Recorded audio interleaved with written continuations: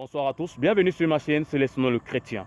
C'est un immense privilège pour moi de vous retrouver sur cette plateforme qui a été dédiée à l'édification, à la transformation pour une meilleure conversion. Aujourd'hui, nous allons nous entretenir sur une thématique importantissime.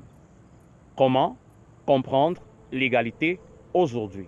Beaucoup de personnes voudraient la comprendre dans le sens du nivellement, c'est-à-dire décapiter les protubérances et combler les dépressions.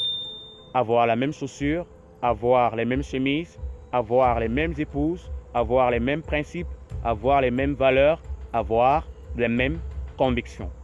Lorsque nous regardons la sphère sociale aujourd'hui, nous nous rendons compte qu'il y a de plus en plus de combats pour justement briser les inégalités et rétablir un certain seuil d'égalité sociale. Mais, pouvons-nous dire que nous sommes véritablement égaux? Naissons-nous égaux? Sommes-nous égaux en stature? Avons-nous les mêmes contraintes? Avons-nous les mêmes réalités? Sur le plan humain, il semble donc vrai et juste que nous sommes tous inégaux. Comment comprendre l'égalité aujourd'hui? Nous prenons l'égalité tout en se ressentant plus ou moins supérieur à notre vis-à-vis. Regardons ensemble les États du Nord et regardons ceux du Sud. Nous prenons l'égalité, mais cependant, au Nord, on a l'impression d'être plus civilisés que ceux du Sud. Sommes-nous tous égaux? Avons-nous tous la même histoire? Avons-nous tous le même parcours?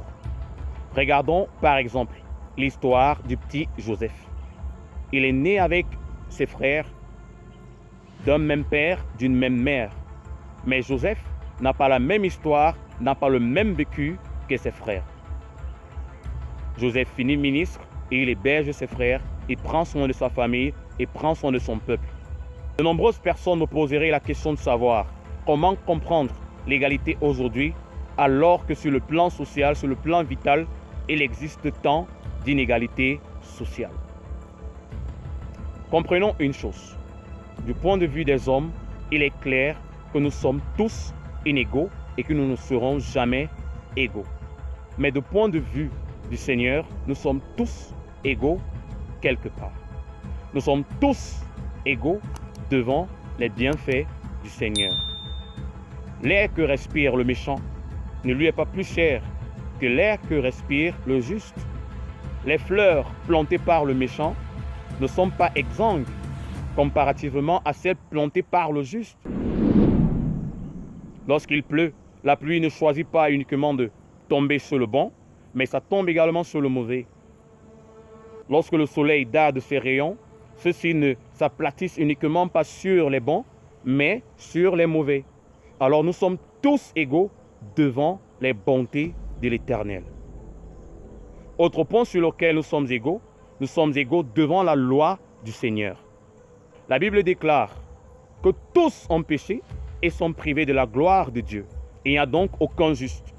Selon Dieu, le juste ne l'est que par rapport au standard de Christ et non pas par rapport à son propre standard. Nous sommes également égaux devant la mort. Que l'on soit un Einstein, que l'on soit un abruti, nous sommes tous égaux devant la mort.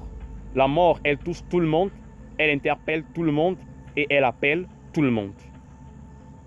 Des ministres meurent, des présidents meurent, des généraux meurent, des pasteurs meurent, des prêtres meurent, des imams meurent. Devant la mort, nous sommes tous égaux. L'égalité également se trouve devant l'amour de Dieu. La Bible déclare dans l'évangile de Jean, chapitre 3, que Dieu a tant aimé le monde qu'il a donné son Fils unique afin que quiconque croit en lui ne périsse point, mais qu'il ait la vie éternelle. Du point de vue de l'amour de Dieu, nous sommes tous égaux. La Bible nous enseigne qu'il n'y a ni juif, qu'il n'y a ni grec, qu'il n'y a ni femme, qu'il n'y a ni homme. Dieu ne fait exception de personne. Tous, autant que nous sommes de manière unitaire, le Seigneur nous considère comme étant égaux. Pourquoi lutter contre vents et marées pour qu'il y ait des discriminations sociales alors que devant les bontés de Dieu, nous sommes tous égaux? Ce message, je l'adresse à toi, je l'adresse à nous, enfants de Dieu. L'égalité devant Dieu est un fait. l'égalité selon l'homme n'existera jamais. Levons-nous, soutenons-nous, aimons-nous, travaillons main dans la crainte du Seigneur et dans le respect. Bien des choses à vous. Shalom.